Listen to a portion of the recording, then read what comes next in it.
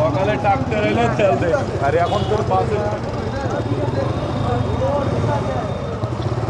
হবে না ভাই, অকটেন হবে না। কি একটা অবস্থা রে ভাই,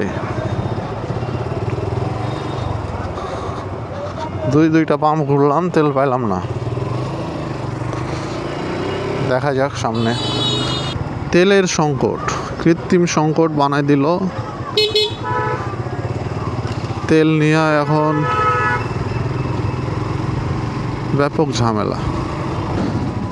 বাঙালিও হুজুগে বাঙালি পাইছে না বুঝা, একদম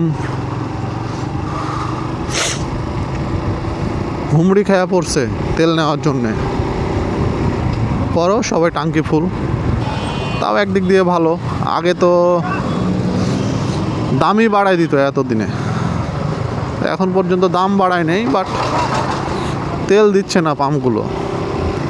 তো এটা কোনোভাবেই মাইনে নেওয়া যায় না। আজকে আবার শুনলাম যে তেল ঢুকছে আবার বাংলাদেশে, কিন্তু কে ভাই, বাংলাদেশে কোনো রুলস নাই, রেগুলেশন নাই। সো এই হচ্ছে বর্তমান অবস্থা। আমার বাইকেও তেল প্রায় শেষের দিকে, জানি না এভাবে কতদিন চলতে পারবো। বাইক একটু কম চালাইতেছি ইদানিং, আজকে একটু ব্যাপক রোজা রোজা ভাব, এর ওপরে আবার মেজাজ খারাপ হয়ে গেল। তেল দুইটা পাম্পে ঘুরলাম, দিল না। তেল আছে ভাই, জানি না যুদ্ধটা কতদিন রান হবে, তবে নিউজ টিউজ যা দেখতেছি, আদার্স রিপোর্ট, এটা যুদ্ধটা এত তাড়াতাড়ি শেষ হবে না। অ্যান্ড এই তেলের সংকট শুরু। যারা বাইকার ভাই আছেন তাদেরকে বলবো, আপনারা মেন্টালি মানে এটা চিন্তা ভাবনা করে নেন যে আগামীতে মানে এই 26 সালে তেলের দাম তো বাড়বেই, তেল সংকটও মাঝে মাঝে থাকতে পারে। আমাদের এটা নয়াগোলা পাম্প, এখানে দেখি কি অবস্থা। অকটেন হবে না দাদা, পেট্রোল শুধু, পেট্রোল শুধু। ঠিক আছে দাদা, আচ্ছা ঠিক আছে। পেট্রোল দিতেছে, কিন্তু আমার বাইকে তো আমি পেট্রোল, আল্লাহ কি দিন আসলো। যাই আপাতত।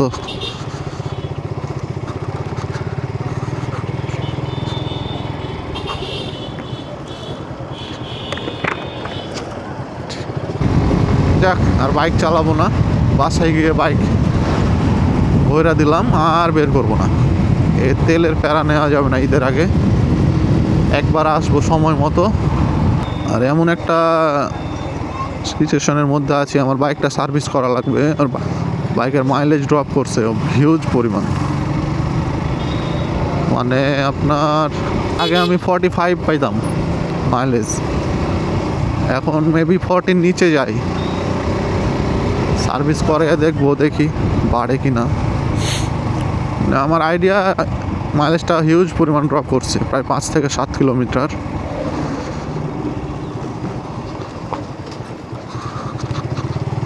এয়ার ফিল্টারটা চেঞ্জ করা লাগবে, প্রায় 8000 চালাই ফেললাম এয়ার ফিল্টার। তো আমার চিন্তা ভাবনা ছিল আগেই চেঞ্জ করার, কিন্তু সময় সুযোগের অভাবে চেঞ্জ করা হচ্ছে না। আর কিছু বলার নাই, পুরাই হতাশ। তেলের সংকটটা আমাদের চাঁপাইনবাবগঞ্জে কী অবস্থায় আছে সেটা দেখানোর জন্যই আজকে বাসায় আসার সময় ফেরার পথে আপনাদেরকে দেখালাম। কারণ তার আগে আমি অলরেডি একটা পাম্পে পাই নাই, তো পরের পাম্পে দেখলেন আপনারা পেলাম না, আর শেষের পাম্পে তো বললো সন্ধ্যার পরে আসতে।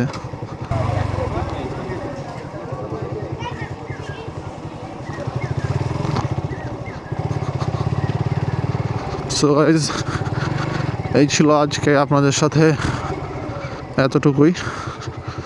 নেক্সট ভিডিওতে কথা হবে। সবাই ভালো থাকেন, সুস্থ থাকেন। See you in the next one. Bye guys, piece.